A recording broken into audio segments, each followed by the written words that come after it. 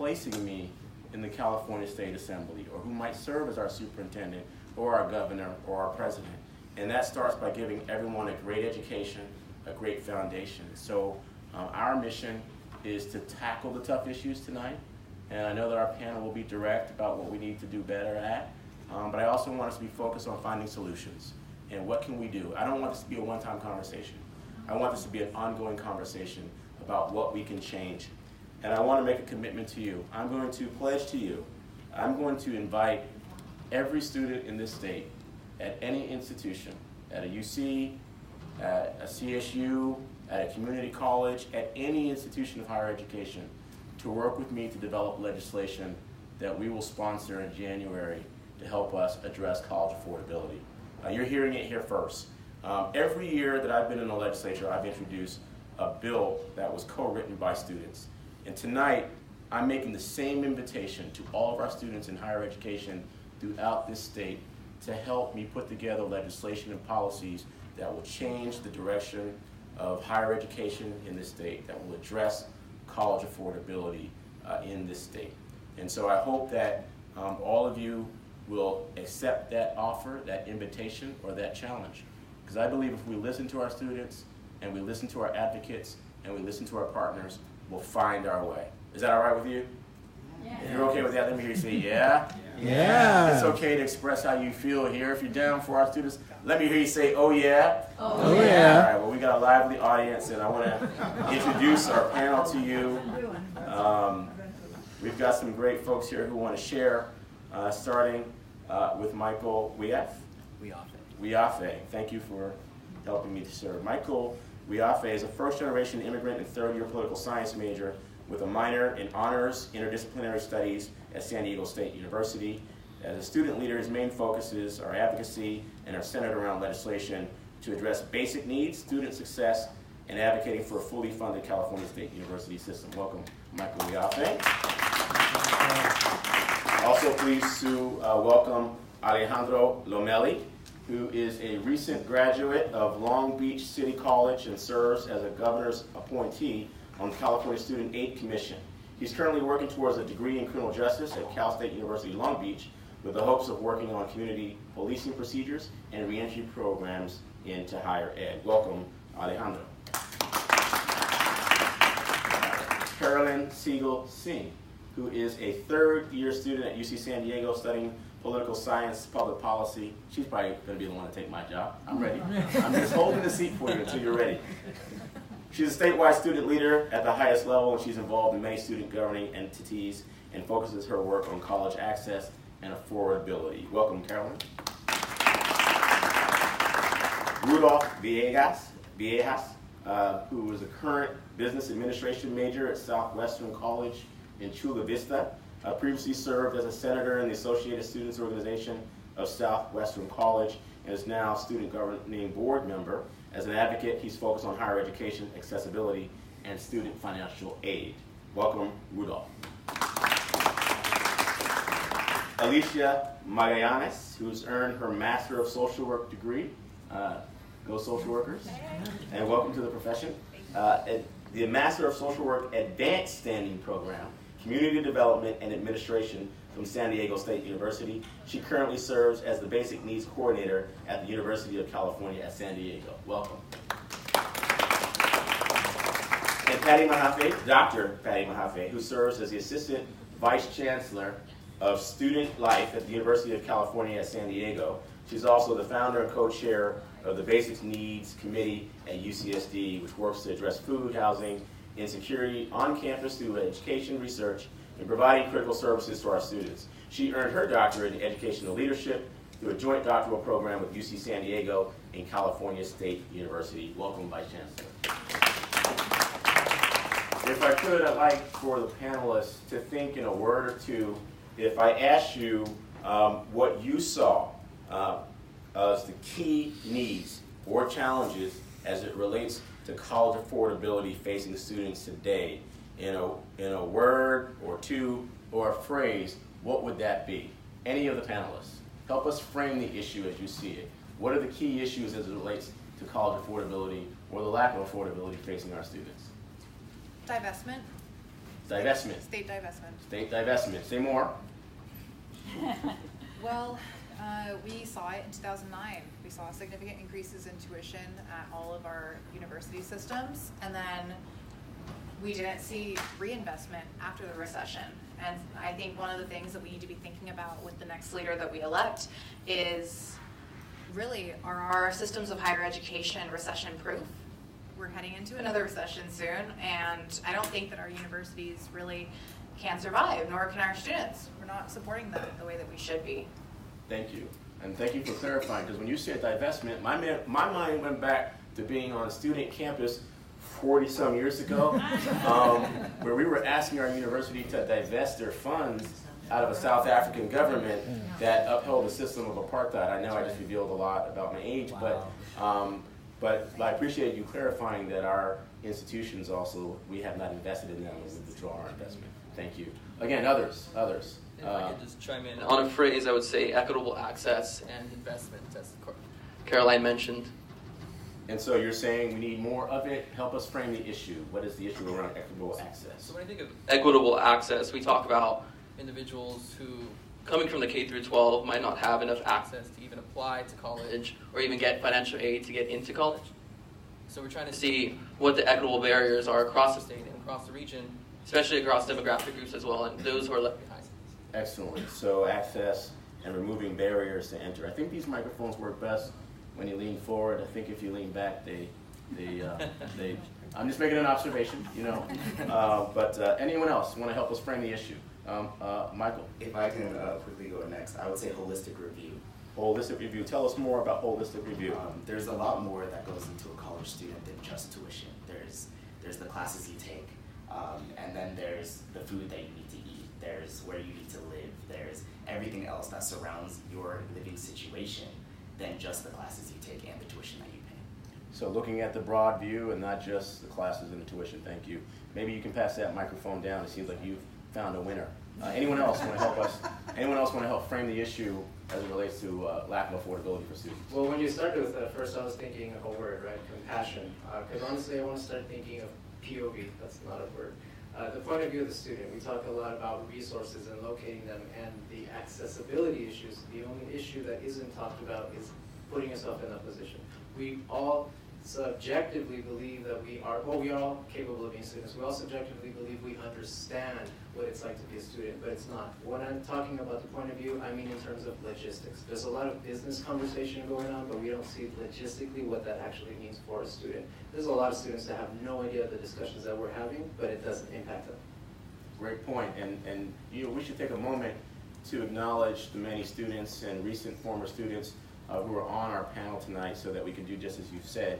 Think about it from the lens of students. We're going to hear it directly. Let's give them a round of applause.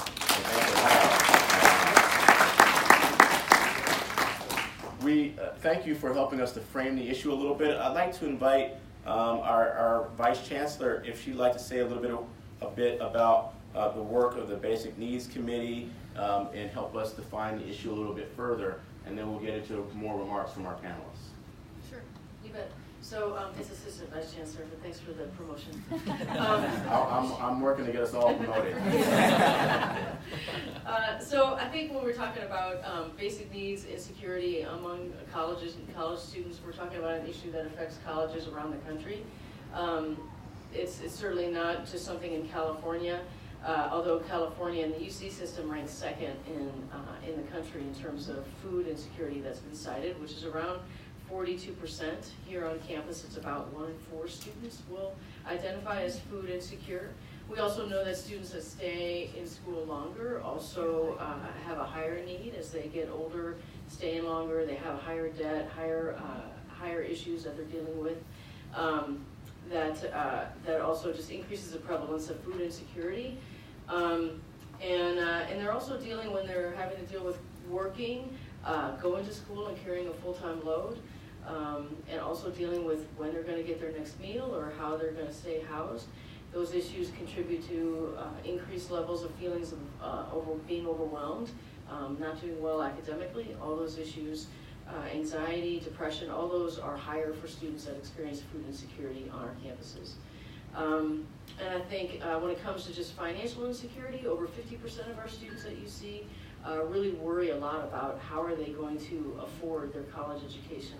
I can remember years ago when I would talk to prospective students, I would say, you know, this was back when the state really did invest a lot more in universities and higher education, be able to say, you know, save your money for graduate programs to go out of state and go to a UC or a CSU because you're going to get a good education wherever you go. You can save some money and then go, you know, search for your graduate program out of state at that point if you want to. And that seemed to be really good advice at the time, but now students are graduating with a huge amount of debt and really having to think twice about what their next step is going to be. So I think part of the other issue that we need to really talk about is how are we looking at financial aid for students? How are we evaluating what the needs are for students when it comes to compiling their aid packages and supporting them while they're in school? Thank you, Madam Vice Chancellor. I'm just going to proclaim it until it happens, and we're going to call you that. Let's continue to move through our panelists. Alejandro, in your role working with the Student Aid Commission to help with students with the problems of college affordability, what else do you think can be done from the Commission's perspective to address the problems? We've heard a lot of stories, and we hear the qualitative data about, you know, personalizing the experience for students and telling us, you know, how hungry they are, how homeless, and we're not trying in a way to encompass that, but there's a lot of decision makers across the state that are reluctant to provide any types of policy changes without any data to back it up. One of our biggest hurdles that we're encompassing right now is this SEER survey. So the Student Aid Commission is pumping out this survey called the Student Expenses and Resources Survey. This survey hasn't been used since back in 2006. The whole purpose of the survey is to encompass the total cost of college. So we're trying to gather the non-tuition costs. Some questions in the survey ask, you know, how much a student pays monthly for their phone bill, how much they pay for their education, but how much do they pay for clothing? How much do they pay for food? You know, are there dependents in the family? You know, how much does their own income contribute to that? So that survey is going to be pumped out throughout all education systems in our state. It's a big task. We're trying to reach about 1,500 students at each campus. Regardless of segments, we have our community colleges, UCs, CSUs, privates. And these, you know, these outcomes and this data will really lead a lot of the decision making or policy changes that we hope to see in the future around non-tuition costs and basic needs. Thank you. Moving to Alicia, could you tell us a little bit more about the work of the Basic Needs Committee here and how it's addressing these problems? In your words, how could the programs be improved? Are there other solutions that you'd like to suggest? Well, we've got a lot going on.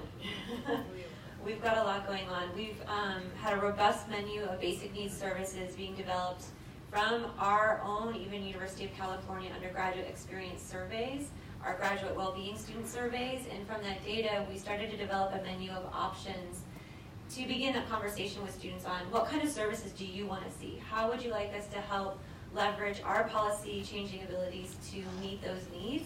So part of that was not only we started the Triton Food Pantry from that data, the students saying what they needed and saying they're skipping meals as a budget tactic when that's not right.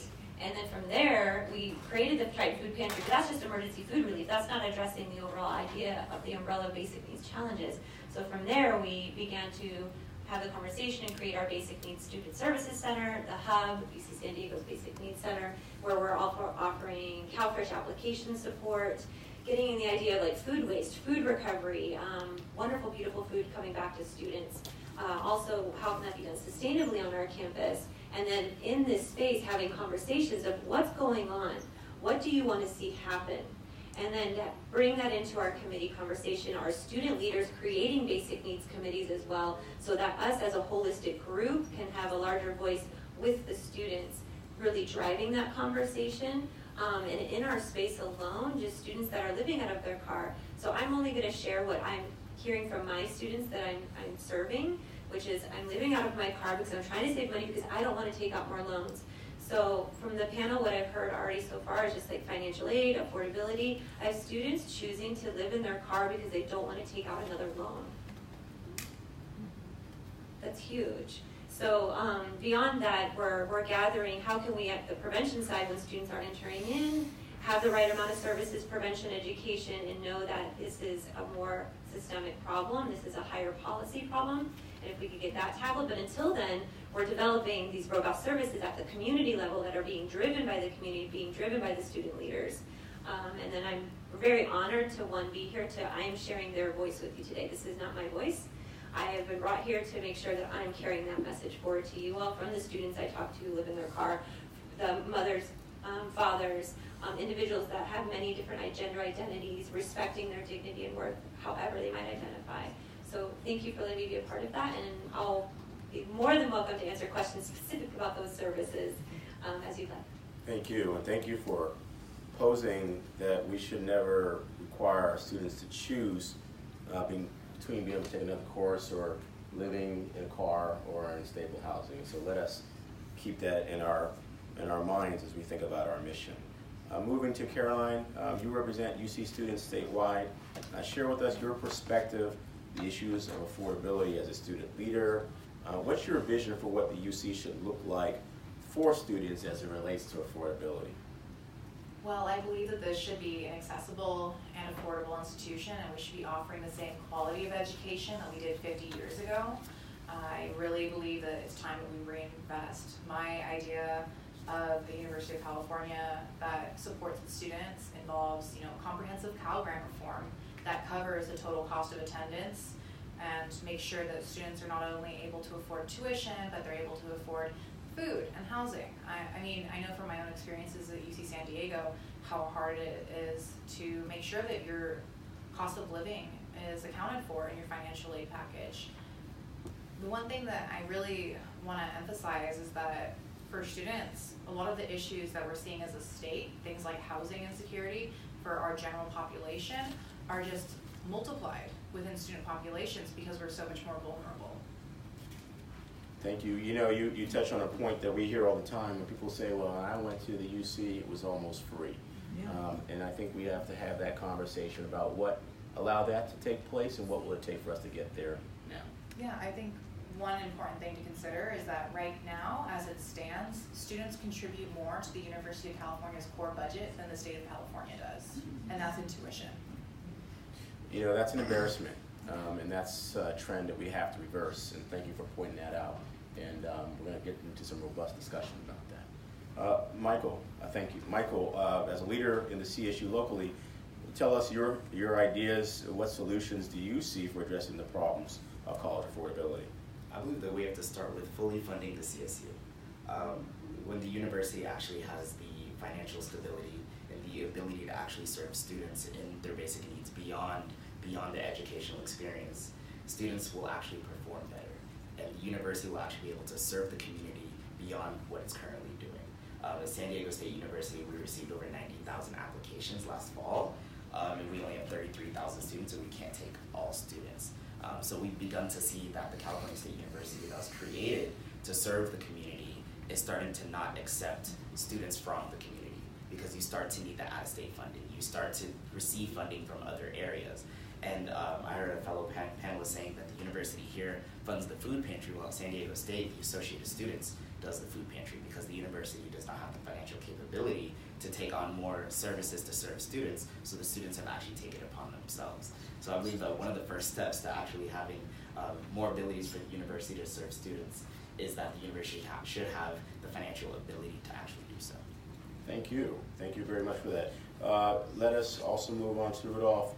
As a community college leader, thinking about the impact that community college students will feel across the state as they prepare to potentially transfer into the CSU or the UC. Share with us what you see as some of those issues that we should be thinking about as it relates to affordability. Well, when it comes to affordability, outright, most people want to start talking about, well, specifically the student of the segment we're referring to. But we all need to understand, some of us do, but all of us across the entire country need to understand that California leads education across the world. We're the biggest system of education, higher education in the entire country, ergo the world, I would say. I don't want to discredit any other higher institutions across the world. However, we are the trendsetters, but we need to look internally as to what's going on in our system. We have 3 segments. One of them receives funding as a discussion based off of, oh, well, the K through 12 didn't get this, so here's the apportionment for the community college system. We're talking systemically, but at the student level, we all have issues when it comes to being a community college student. It doesn't start at the college level. It starts in the K through 12. When you're at the college level, you only experience that the doors of the UC system or the CSU system or private, I'm not going to exclude those, are closed. Well, the privates aren't closed, but that the public school system is closed, not necessarily because of funding, but also because of, yes, no worries.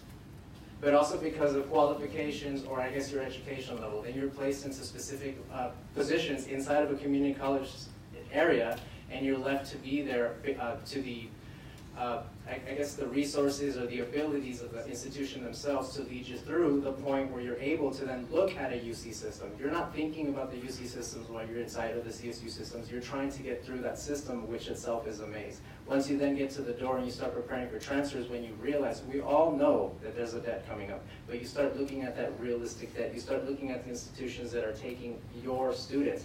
We, for example, and I guess I'm at UCSD, but I don't want to discredit UCSD.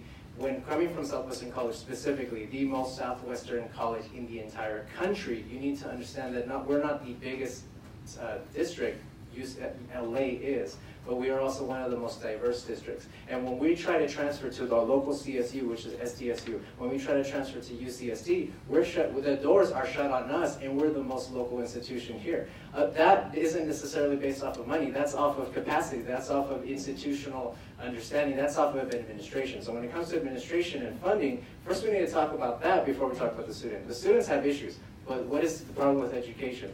There is no specific funding sources for all of the programs that we need to deliver. As a community college student, actually we were talking about the food pantry. We just discussed that today. We're reviewing our budget at our college, and we're discussing that the college wants us to provide an increasing amount of money for food insecurity. I don't mind promoting that. I don't mind paying for that, but it's coming to the student government, and we're pretty much leveraging the student government's ability to participate in governance and every other thing at the college, because we're having our funding scouted by institutions because they want to be able to fund something that they are not able to fund. This all comes from state law. That's where it is. If you look into the education code, it's crazy. I've tried reading it, and Mr. Thurmond. Just Tony, and we can work on that together. I think there are a few legislators in training on this panel, and we can start working on ed code to simplify it and make it easier for our educators. Thank you. Speaking of an educator, I'd like to take a moment to introduce, we're honored to have with us a board member from San Diego Unified School District, Richard Barrera, who is here. He is a first-generation San Diegan whose father immigrated from Colombia, like my grandparents did. Welcome, hermano. And his grandparents immigrated through Ellis Island, and he spent nearly 3 decades striving to improve the lives of working families in San Diego and throughout the United States. And he has helped to achieve a record of improving graduation and attendance rates and lowering dropout and suspension rates. He is helping to prepare our students to be our college-going community. Please welcome Mr. School Board Member Richard Barrera.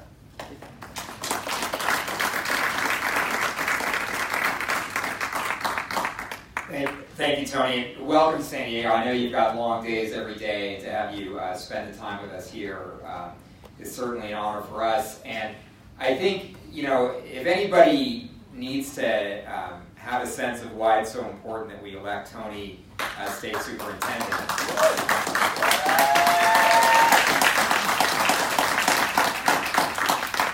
I just think we need to look at what's happening right here.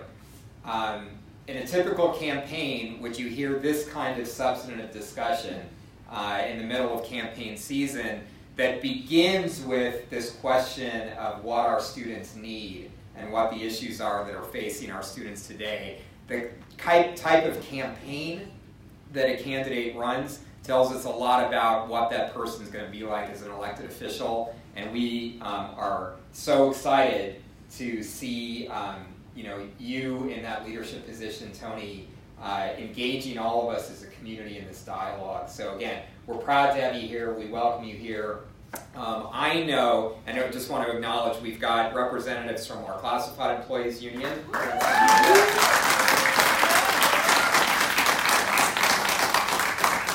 of course, we've got our Teachers Union here.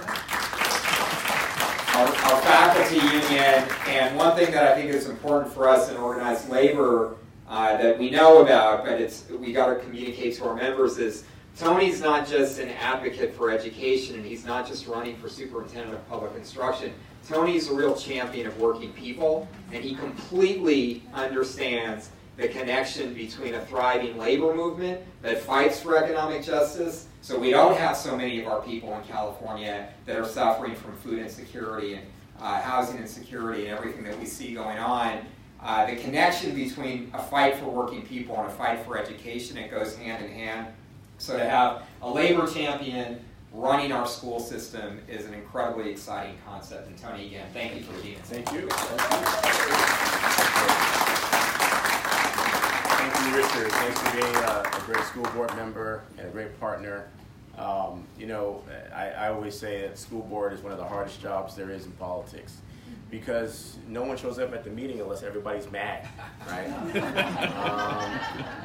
Y'all know it's true. I was a school board member, but the reality is it is one of the most fulfilling jobs you can have in politics, and the chance to help make a difference for young people and to get them on the path to be able to attend a university. It is a critical honor, and in my own life, you know, education has been critical. Now, a lot of people don't understand that the state superintendent of public instruction wears multiple hats, supporting K-12 education and working with the legislature to get money and resources, and the governor to get resources to our schools, but serves as a trustee at the CSU and the UC systems. And while not formally in the community college system, I at least would intend to be an advocate for our community colleges. And I think we have to invest in them.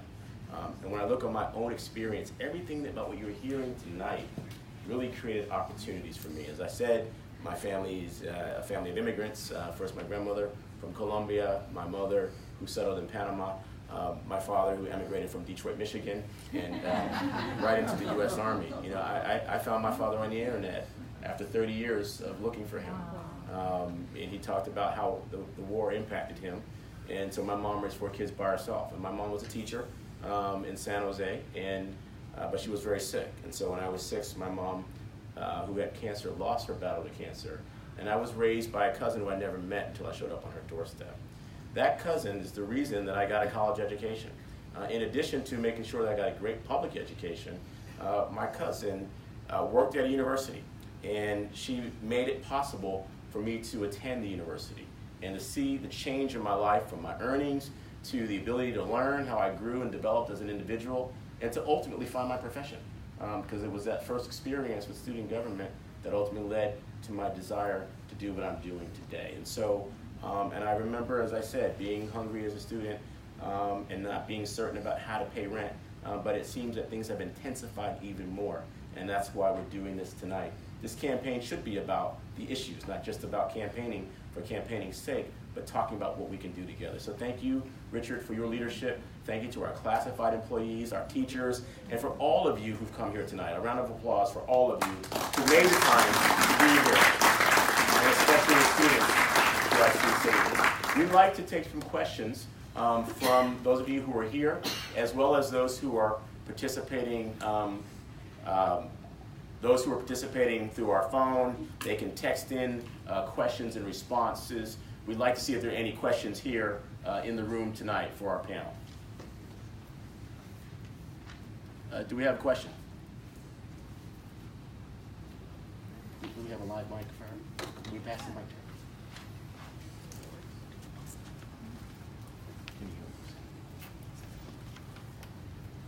Yes, Assemblyman Thurmond, I have a question. How would you address the issue of transparency in spending in the California State University system, so we're sure that what money the government gives the CSU is spent properly, and we're not unnecessarily raising fees and tuition on the backs of students? Thank you for the question. I support full transparency because, look, we saw this year, you know, the UC say we need all this money, and then they said, oops, look, we found this money that was, you know, hiding all this time, and we can't afford to squander a single dollar. I will support the kind of transparency that puts a spotlight on any institution that, you know, says that we're going to, you know, increase fees on students and at the same time give astronomical raises to anyone at the system. You know, if we're asking the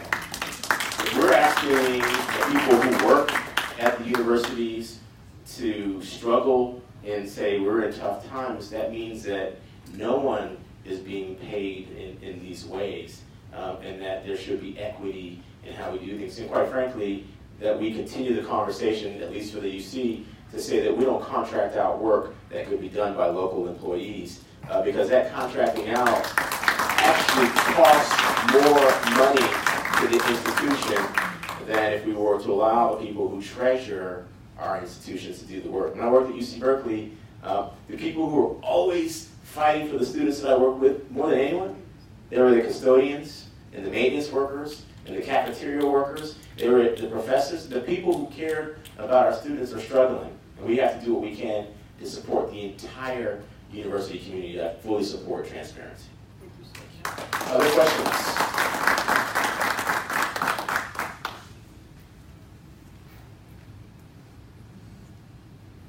Well, hi, Tony. I'm Alan Gerasi. I'm a candidate for the State Assembly in the 75th Assembly District, endorsed by the teachers and the classified employees. And I have a question. As the progressive in the House, I'm going to ask you, how do we get California back to tuition free? I'm going to remind you that you asked that question when you make it to the Assembly, because we need legislators who are willing to vote for these things. I believe that our first step is in 2020. There will be a ballot measure that will allow us to reform Prop 13, and that will allow us to force big corporations to pay their fair share of property taxes, which will immediately generate another $11 billion to support education in the state. Now, maybe not all of that will go to education, but it will generate enough revenue that we can free up some more dollars to our institutions of higher education. Now, that's going to be a tough sell, because there are going to be people saying if you reform Prop 13 and create a split roll tax, they're going to try and misinform people in this room and in this state. They say your taxes are going to go up. Please hear me when I tell you, your taxes are not going to go up.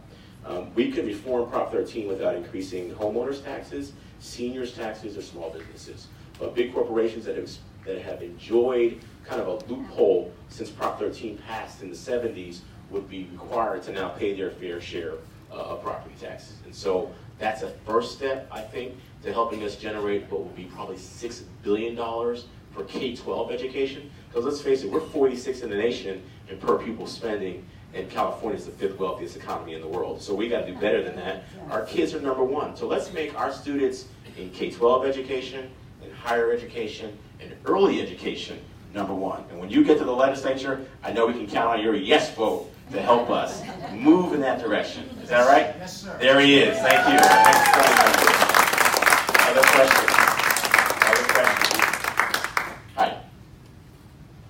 Hi, yes, so I have a question actually for some of our student panelists. I know not everyone in here might be as familiar with what student advocacy looks like, but I was wondering if we could maybe discuss what kind of issues students rally around, what student organizing looks like, and how they have found success in interacting with people like the state superintendent, the state legislature, and then the various governing bodies of the university, CSU, and CCC systems. Great question. Panelists? Hi, so as president of the UC Student Association, I would definitely say that advocacy is on the forefront of what we do. We definitely have an emphasis on student worker solidarity. We have been supporting our various unions as they've been out of contract and negotiating with the UC. And in the last year, myself and a few other students led a statewide movement to make sure that there was a tuition buyout at both the University of California and the CSU. I really think that we need legislators who are willing to listen to students and trust students and realize that we deserve investment. So, Michael, do you want to add? So that was a fantastic point. Something I want to add to that is when it comes to advocacy, when we go to the Capitol, when we talk to these legislatures, something that I've noticed is that if they come from the UC, if they come from the CSU, if they come from a public institution, that we've seen that support because they know what it's like. They know what it's like to be a student at a public institution. They know what it's like to go through these struggles. Maybe not to the extent that we face today, but that's where we find a lot of the support is from those who have experienced it themselves. and being on campus and seeing students who have also experienced it themselves, those are our strongest advocates. They're those who know what it's like. Because honestly, before I got to the CSU, I didn't know the issues that college students face. As a high school student, I didn't know what it was like to be in college, to have all of these stressors put on you. And once you know what it's like, is when you start to fight for these students. Thank you, panelists. Let me just remind everyone that we have people who are listening tonight and people watching on Facebook Live. If you want to text in a question, you can text that to area code 209-210-8950. Let us take other questions if there are other questions in the room. We have one right here in the front. Hi, thank you, Assemblymember Thurmond. Thank you. My name is Lisa Sparaco from San Diego State University in the School of Teacher Education. First, I want to give a shout out to Mr. Wiafe there. We're really proud of you. And of course, all of our panelists. My question is, we have a teacher shortage in California. And there are many reasons why, and one of the major reasons is who can afford to take off the time to student teach? What families can afford to have a member of their family leave the workforce to become a teacher? So as the Superintendent of Public Instruction, what ideas do you have to encourage talented young people to go into teaching, and what can we do to support them when they're in the program? Thank you, and I invite panelists if they want to weigh in on this, any of these questions they should weigh in on. We spent the better part of this year talking about all the disincentives to teachers in the profession. You know, I think it is just that it's a great profession, but teachers aren't being provided with training opportunities and professional development. Our teachers should be paid more, and I think we've got to start by providing better compensation for our teachers and our classified staff and give them the investment in the training and respect that they deserve. And you know, I've talked about providing scholarships to anyone who wants to enter the teaching profession. I've identified, just and many of you have as well, that there's an issue just around affordable housing, and the lack of affordable housing impacts those who choose to teach. And sadly, as we're talking about students who are experiencing homelessness, I have met many faculty who have shared with me that they too experience homelessness and food insecurity. And so we've got to change the conversation. We've got to get back to programs that we've offered that give educators the chance for loan deferment, loan repayment if you become a teacher, that we give you great training and stop just providing blame for all the things that have gone wrong in our systems, in our communities. You know, where my kids attend school, every year we've had to replace 200 teachers for 4 years straight. When we survey those teachers about why they leave, the number one reason that they gave is they couldn't afford to live where they work. And it's for those reasons that I've introduced 2 years in a row a teacher housing bill. Now we call it teacher housing, but it's really educator housing. It would allow us to build affordable housing for teachers and classified staff in our K-12 systems so that our educators can afford to live where they work. We can't close the achievement gap with that type of turnover of teachers. And so this year the legislature and the governor came to an agreement. We're providing $100 million more to support the development of new teachers in special education and in science, technology, engineering, and math as a start. But we need to continue to do more. And as superintendent, I'll be committed to supporting residency programs for people who want to become teachers, pipeline programs, so that people don't have to choose, again, between affording to make it in the community and being in the profession of a lifetime, being an educator. And we will continue to support the expansion of those programs. Thank you. Thank you.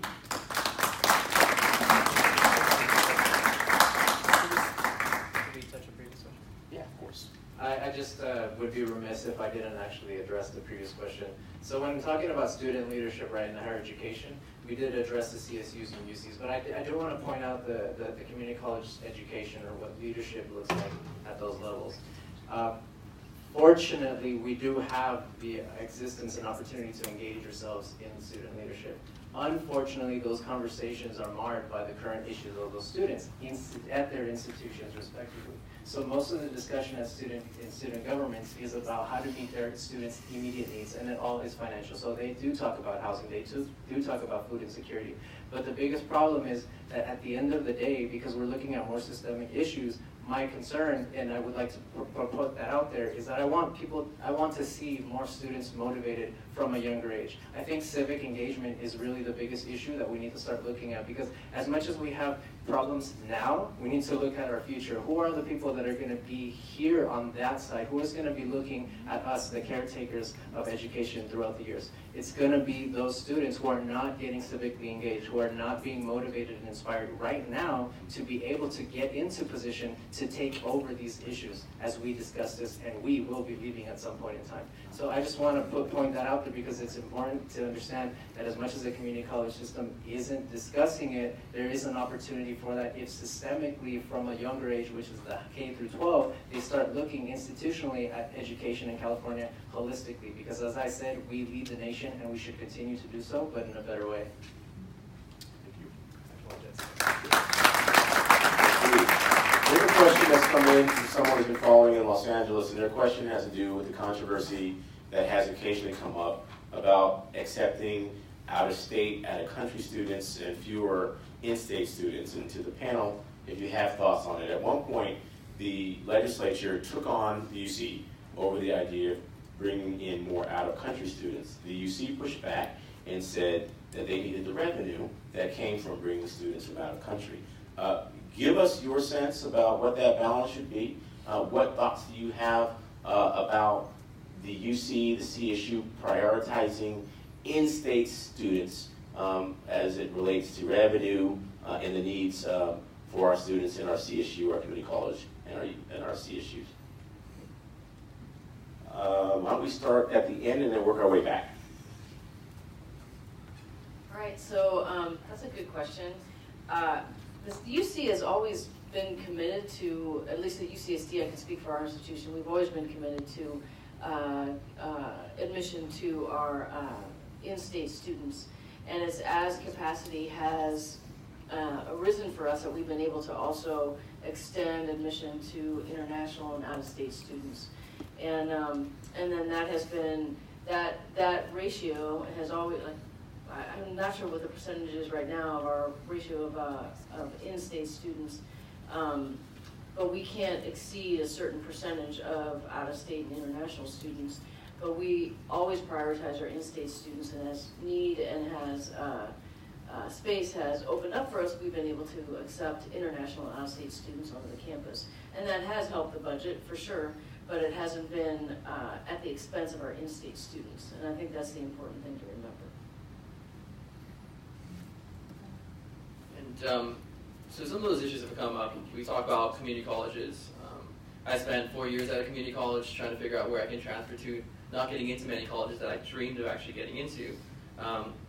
But we've seen a lot of great work around local promise programs, incentivizing students to stay locally and being guaranteed access into those programs. One of those programs that I came up was the Long Beach College Promise. It's kind of what the framework for the state college promise is, where a student comes through the K through 12, spends a year or two at a community college, gets their tuition waived through either the BOG waiver or in-state funding, and it gets admitted into these programs that are competitive.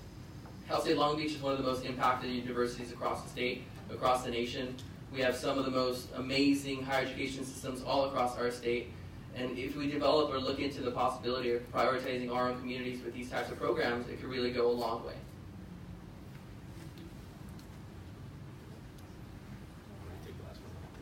So as a UCSD student, we are typically known as one of the worst offenders for this issue. So we had, at our peak, 27% international students at our university. And it's really unfortunate that our university systems have become so strapped for cash that we are literally seeing students from other states and other countries as our new revenue source. I also don't support a closed door policy. A lot of what we've been hearing in Sacramento is, instead of accountability for this divestment from the state, they're saying to the universities, hey, you need to limit these students, you need to limit the opportunities that you're sending. I personally believe that having international, out-of-state, different students with different perspective, different backgrounds contributes to my education. And I just really, it's unfortunate that we're having conversations around creating such stark limits. I know that one conversation that's happening in Sacramento right now is a 10% limit on international and out-of-state, and that, I'm not okay with that. That impacts my educational quality. Interacting with people from different countries and states really benefits me, and it benefits, I think, the other students sitting at this table, because we get the depth of, different identities, and that's how you emerge into the workforce, knowing how to work with different people.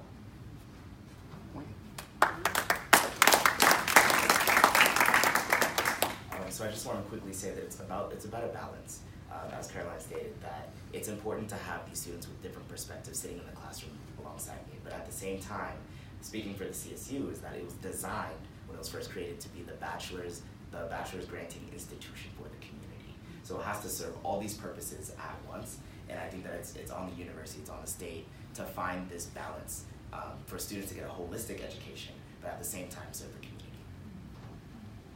So I want to build off of this question. We heard a few different takes, and I think we got a really good balance kind of approach to it. And I'd say this, I think part of the reason why we're seeing the pressure is because of the way we fund education in the state, where we fund everything. Probably 50% of what goes, the revenue that comes in goes right off the top to K-12 education. And sadly, because of the way we fund everything in this state, when we have a downturn, we have less money for everything. We don't have permanent funding sources to support education, so every area of education starts competing for the same dollars. And so this is a conversation that we have. Early education is competing, or being made to compete with K-12 education. And K-12 education is being made to compete with higher education. And then all three of those areas are being made to compete with everything else that we fund: transportation, housing, healthcare. And so my question is for all of us in the panel, how do we get to a place where we can have something that looks like free college? And I'm proud of the fact that last year in the Assembly, we made the first year of community college free. And we're working on making the second year free with my good friend Assemblymember Miguel Santiago, whose legislation focuses on that. But how do we get there? We've had conversations about creating a pay-it-forward system where students can attend college for 4 years without paying anything. And then when they graduate, they would begin to make payments that repay what was provided for them and creates a pot of money to help future students. But this state has not been able to implement that, and other states are trying to implement that. So to the panel, what are your thoughts about how we create a system that gets closer to looking like free college in the state of California? So I think it starts with, and you touched on it for just a second, I think it starts with a sustainable funding model approach. We need to find ways, as you mentioned, to make sure that it stays consistent year by year, because our universities and our education should not be affected by the state's economy. And we've seen that in the past, 2008, where the funding for education went all the way down because we were impacted by the economy, and that should not be the case because we did not have a sustainable funding model approach. I think having a sustainable source of funding and multi-year planning for all of our university systems so that they can plan ahead and know what tuition levels will be at when students are admitted. So you don't have to enter UC San Diego and then your sophomore year of college realize, oh shoot, tuition's gonna go up every year on here.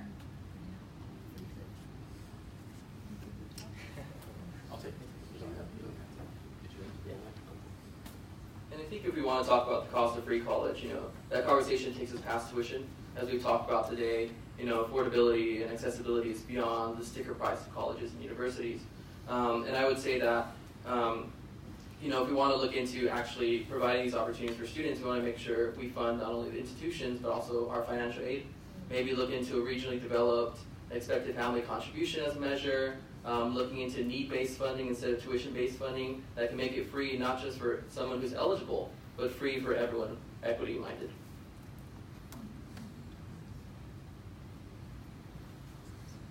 Thank you. And that question came from Jonathan at UC Santa Barbara. Thank you for the question about free college, Jonathan. I want to remind those who are following on Facebook and listening in by phone that this year I'm inviting our college students anywhere in the state to help me prepare a bill that will address college affordability. It can come from any institution of higher education in the state and from any citizen who wants to help. And I invite our panelists to work with us. We have such great knowledge, and I'm hearing, I don't want to lose that. And I don't want this to be a one and done conversation.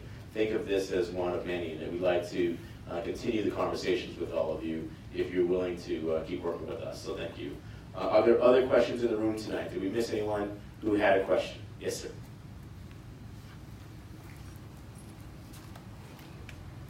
Hi, I'm Rami. I'm a student here at UCSD, and this question kind of revolves around diversity within the UC system. Historically, we haven't really had the best relationship with diversity within the student body. I think 35–37% of Latino students who identified as Latino applied, and 3% ended up enrolling within the UC system. Among enrolled students, I think our number within the Black community went from 1% to 2% to 3%. And accompanying that rise in diversity, we had a huge spike in enrollment. So what can we do to accompany diversity without spiking enrollment throughout the student body? Because per capita, we are spending less per student once enrollment rises, so students of minorities aren't getting the hands-on resources that they need.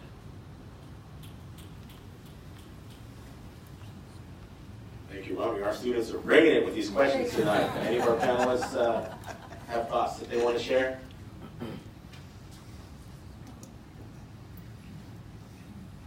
I think our panelists are thinking about it. I can tell you that, you know, in the legislature, I may have set a record. In the legislature, I'm the first legislator to serve in the California Black Caucus, California's Latino Caucus, and California's Jewish Caucus. I don't know if we've ever had this happen. And I say that to say that this is a conversation that we've had in every single caucus. How do we increase the enrollment of our students so that our students reflect the diversity of the state? And as you pointed out, the enrollment numbers have been quite low. And you know, in LA, I saw a trend where there are students in Los Angeles who qualified to be accepted to the UC, but never applied. They qualified in junior and senior year, but never applied. And it struck me that one thing that we should do is develop better relationships with our students, that we say, we care about you as much as we care. You know, you recruit someone to play on a team. Well, why aren't we recruiting students to say, we want you to be part of our student body. We want you to be part of our community. And I'm not just saying this about UCLA, but for any of our institutions of higher education, that we say we care about diversity within our student body, and we care about diversity within our faculty. I think that's the other place where there have been struggles. And you know, sadly this week, the governor vetoed a bill that would have mandated ethnic studies across the state board. And I intend to sponsor legislation, if I'm superintendent, that would allow us to have ethnic studies throughout the state of California, so that students can see educators who look like themselves, so they can see the contributions of you know, the people that they represent made in this state. And I think that we have to have ongoing conversations about the impact of race and racism and implicit bias, and how it impacts admissions, and how it impacts every facet of the society that we live in that we benefit when we have a diverse society. And quite frankly, I think our job is to make it less of a barrier to get into college. We've worked so hard to make it hard for someone to get into college. I think we have enough institutions in this country, and certainly in this state, that anybody who wants one should be given the opportunity to get one and to earn an education. So, again, I would love to work with you and with our panelists and with the Student Aid Commission, with other groups, on how we continue to expand and build the diversity of our student ranks and our faculty ranks in the state of California. Thank you. Other questions? Yes, hi. Introduce yourself and let us know what you're running for. Hi, I'm Nicole Jones. I'm a dean at Queen Mecca College. I teach in the College of Education at San Diego State part-time. And I'm a candidate for Southwestern College Board. My question goes back to the topic of affordability. And some years ago, there was the community college baccalaureate program, which was piloted. And it was met with a little bit of resistance from the CSUs and the UCs in terms of making sure that baccalaureate degrees that were offered were not like those that were currently being offered in the impacted programs at the four-year colleges. I understand that we're looking to bring that pilot back and expand it and have a little bit more time so we can have some outcome data based on some of those programs that have already started. And I just want to know what your position is with regards to expanding it, maybe even our Vice Chancellor here who maybe have some thoughts with regards to that, because we know that the current system is not big enough to assist the students that we currently have, and those that are in the community colleges can earn a very affordable bachelor's degree for less than $5,000. So if we're talking about affordable college degrees, I think that's definitely something that we should expand and continue a conversation about. Thank you. Thank you. She's putting her money where her mouth is. She's saying that she's not just teaching on these issues, she wants to serve in an elected capacity. Give her a round of applause. I'm going to look for our panelists and see if anyone has an appetite for this question. You know, I took my degree, my bachelor's degree, I think it's some 25 years ago. Perhaps someone who's closer to receiving one might want to share how they feel about this idea.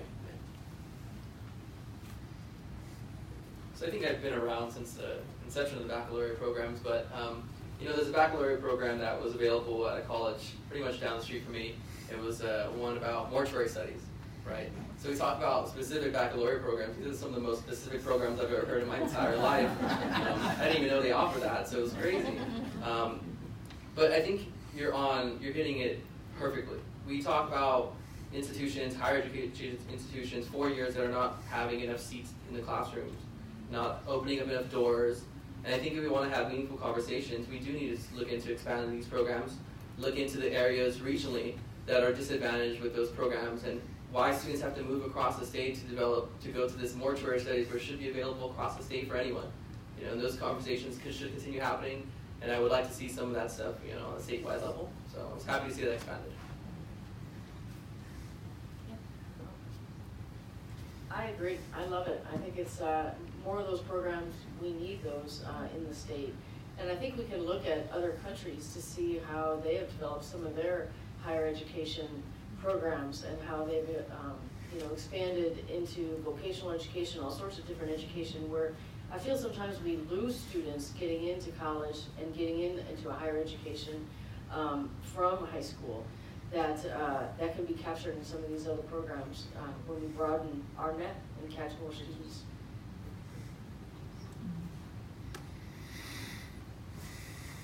Thank you. Other questions in the room? Sir. A constituent of yours, I don't know, the mic can loudly. Do I need the mic? You're on Facebook Live. And I think it's great that you're taking a very broad interpretation of the job description as State Superintendent of Public Instruction. But I'd like to hear how you plan on, actuating the solutions to all the problems people have been asking about, and how you plan on not stepping on the toes of UCOP or the other chancellors of the other college systems. Thanks. Chancellors. Well, let me just say right up front, if I step on anyone, I don't try to step on anyone's toes.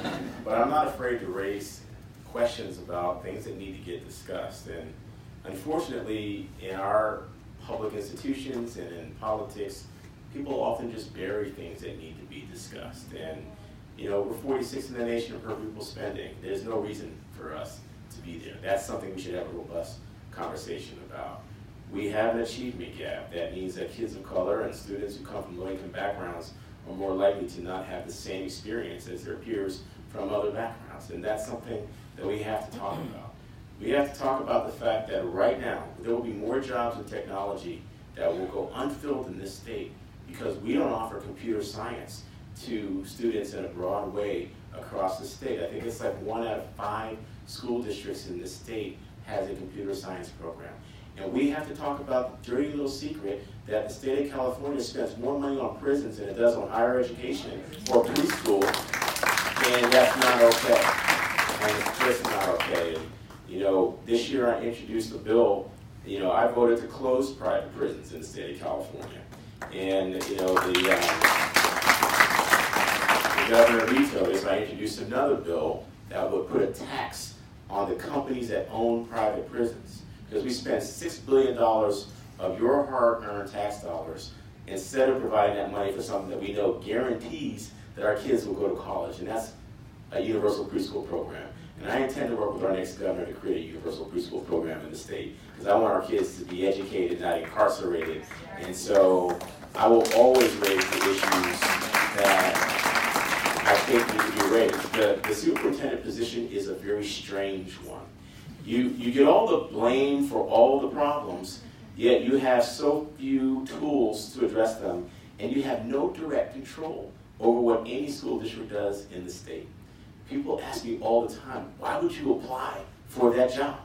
One person told me I should have my head checked before I decided to apply for that job. And you know, at the end of the day, education saved my life. And at every turn, educators invested in me and poured in me and allowed me to believe that my life would be better than it started. And I believe deeply in that, and I still feel hopeful in spite of the challenges. Now let me just tell you my confession. I cannot change the face of education and the course of education in the state by myself.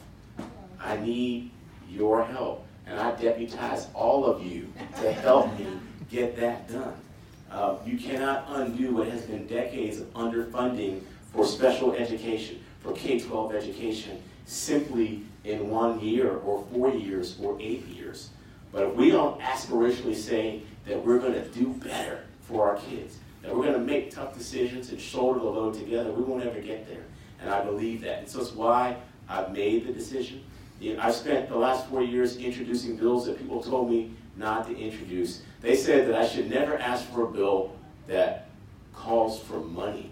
And I thought, everything I care about has been cut in the last decade.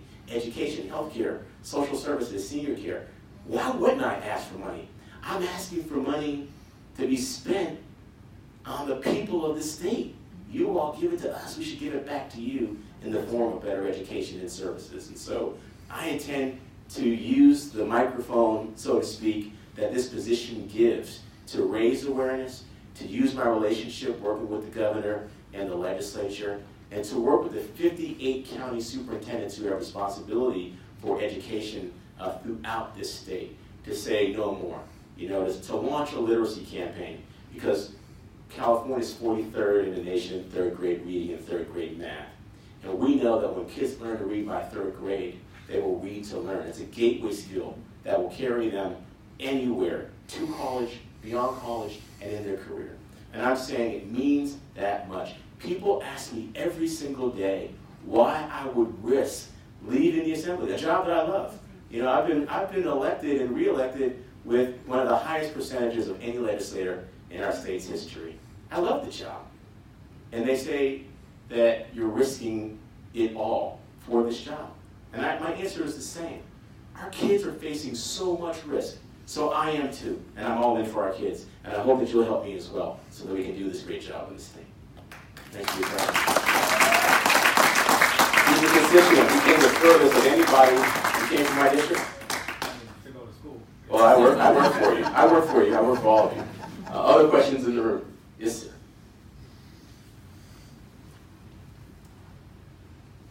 Hi, my name is Matthew, and I am a freshman here at UC San Diego, but I also had a question about affordability. Even before actually going to college, many students aren't able to afford to apply and also to take exams that are required to get into these schools, and these exams are basically monopolized by College Board and other big corporations. So what will you do to make sure that these students still have the opportunity to initially even just have the chance to get a higher education?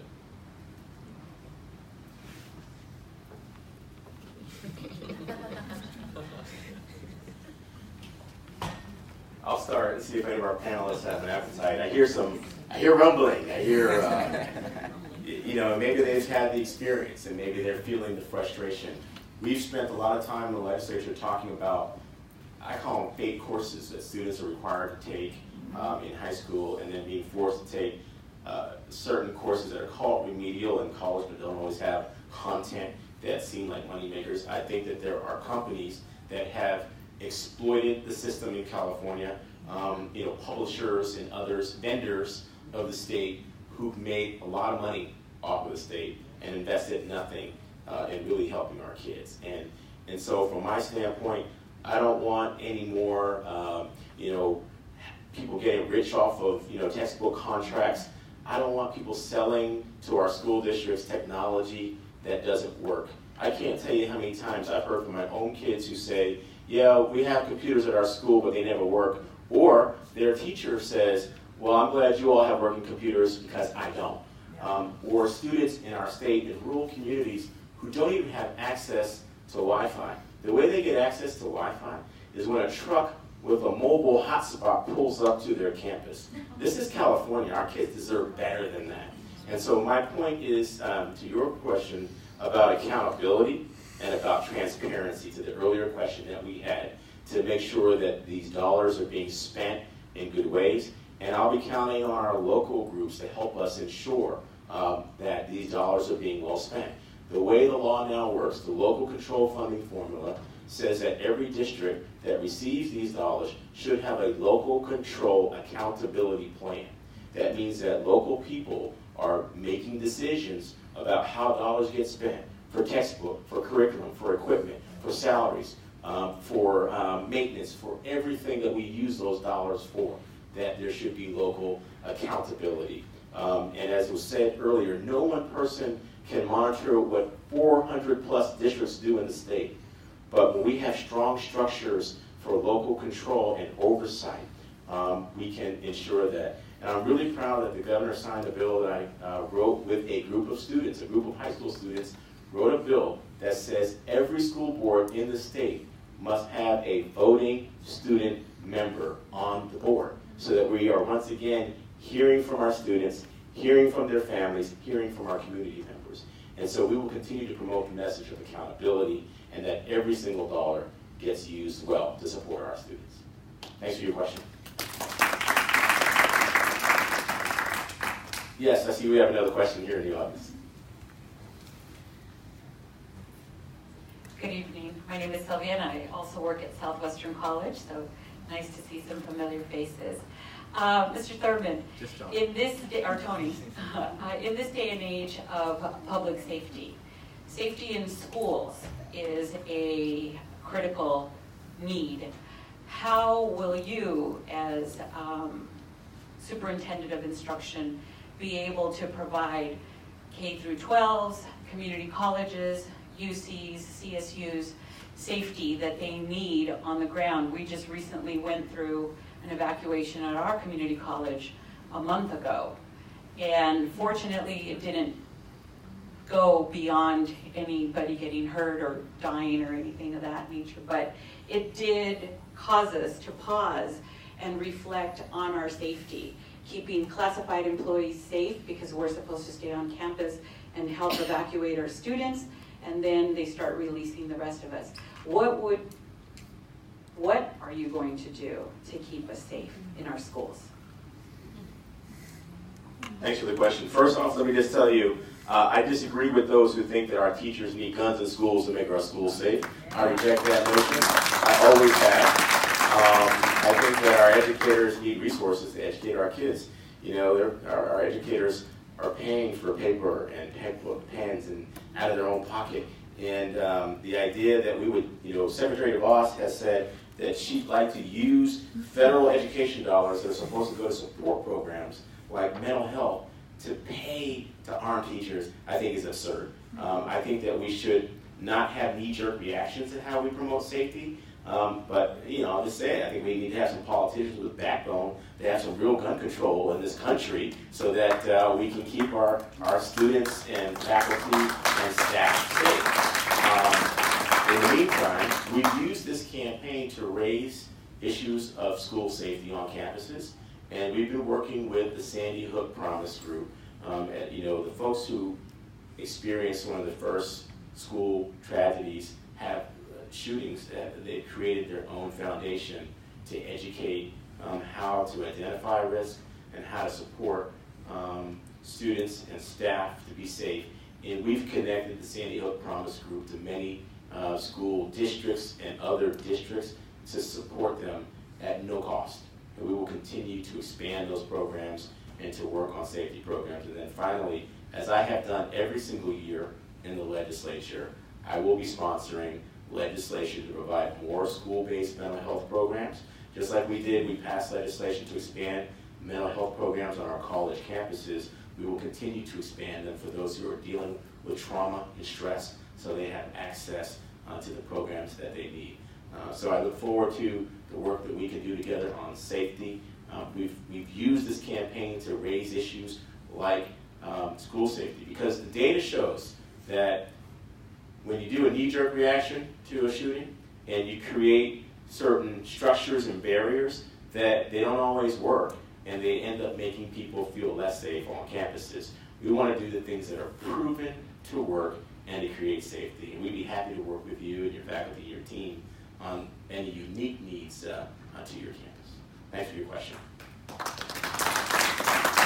We're going to take one more question, and then we want to, again, show appreciation to our panel for their work. Let's just give them another round of applause right now. They could have been anywhere, especially our students, and they chose to be here, helping to educate us about what we do to support them and the students who come after them. Any other questions? We give our panelists an opportunity to give any final word. Pretend you're at a school board meeting and keep it to, what do you say, Richard? 1 minute or less. I know it's usually longer at a school board, but we want to respect everyone's time and give you a chance for a final word. You can say something, you may pass. Here's your opportunity. I would just like to say thank you to everyone in the room who took the opportunity to show up and hear some conversations about what's going on in higher education, what's going on in K through 12 education as well. These are not just things that affect you, your family members, the people you see on a day-to-day basis, but this affects the entire world. So I just thank you all for coming out just to hear what we have to say.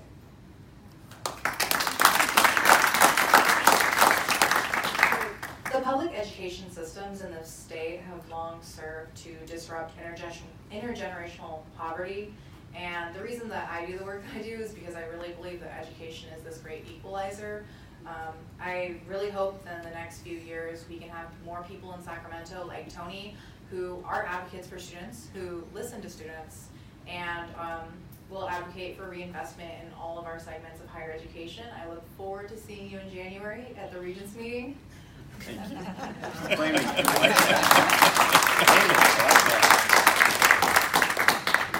Well, first and foremost, I do want to thank you all for coming in and participating in these discussions. So as I do promote, the higher education system of California, I'm a former physics major. I wanted to study math and science and actually be, all philosophical about the universe. However, personally, I've gone through quite a few things. I left school, I started a business that kind of went whatever. Ever heard of Bitcoin? So I got a lot of money, but we gotta move on. So I decided to get an education, and I came back purposely to get my physics degree. However, I got involved in student government, and I started seeing the issues that I was having, and then the issues that other students were having.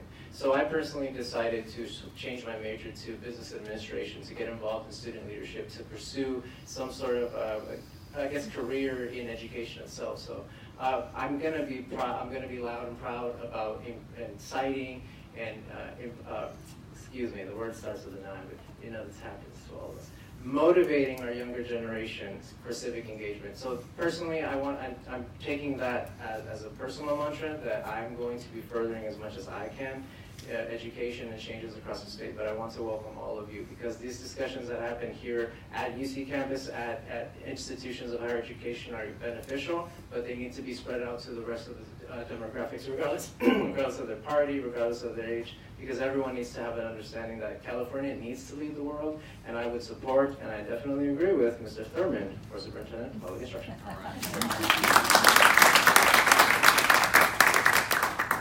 So what I would hope in the California Student Aid Commission, which is I know the agency that is responsible for distributing the $2 billion of state financial aid across all our education systems, was we would like to see some type of improvement in regards to our data sharing. We have a number of our students in the K-12 system, the CC, UCs, privates, all those institutions that are eligible for one or the other, but for some reason work in silos.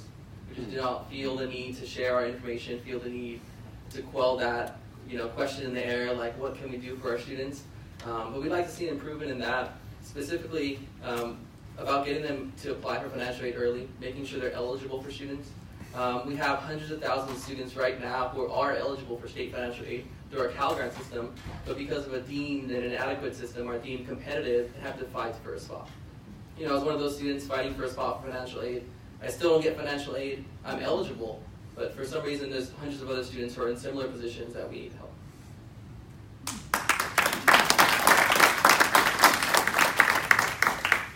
As a former transfer student, non-traditional student, the local CCC system into the CSU system, I would have not been able to be here had it not been through some fee waivers, being able to use a transfer plan. I wouldn't even be here today. And after recently attending the national conference at Temple University, I think that's your alma mater. It is. It was the National Higher Education, it's called #Real College, around food and housing and security and how the nation is tackling these issues. And one nugget that I would love to share and honor just all the energy in this room is that a big takeaway from the amazing leaders at that conference was to stray away from boutique programs and really focus on policy around affordability for access to higher education. So not just going like program to program, and the intersection of the systems and data sharing. That was a real big takeaway from that conference. And again, I wouldn't be here without some of these pathways that were set forth. So thank you all for being here and sharing alongside us.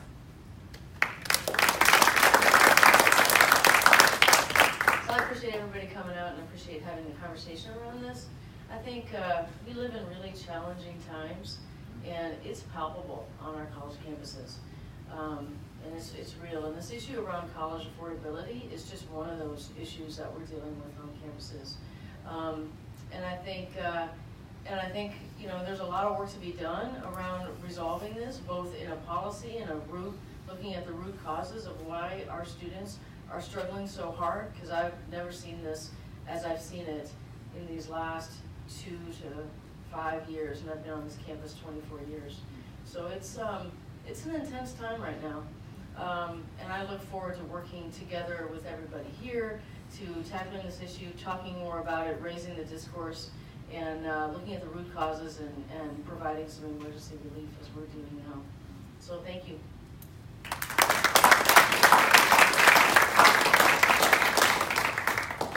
Thank you to such a great panel. I'm hopeful that we have the opportunity to work together on these issues, and tonight is a start. Thank you to Bernice at UC Merced, who provided the last question about why I chose to run for superintendent, which I blended with your question. Thank you. I want to thank my colleagues in the legislature.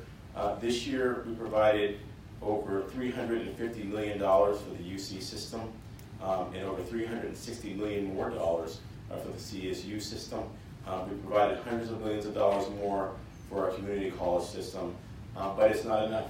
If a single student struggles, then we have to do more. If a single student is sleeping in his or her car or goes without a meal, then we have to do more. And so that is my commitment to you. I want to thank all the people who helped to make this happen tonight. Ryan Calbreth on my team, who's a recent graduate, recent UC Davis graduate. I want to thank Chris Medina, who's been helping us this evening. Thank you for his work. To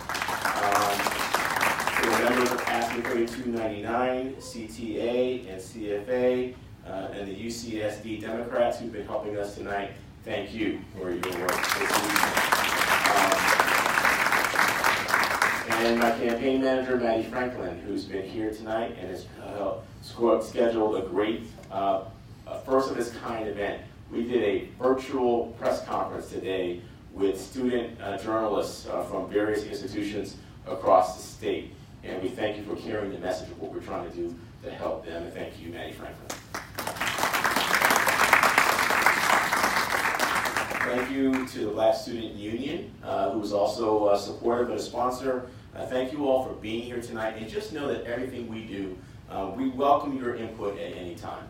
You can email us at tony@tonythurmond.com, and we invite you to participate in our next town hall, which is going to take place on the subject of improving literacy in our state. And that will be on October the 24th. You can get information on our webpage. I want to thank each and every one of you for being here tonight and for being part of the solution. Thank you and good night.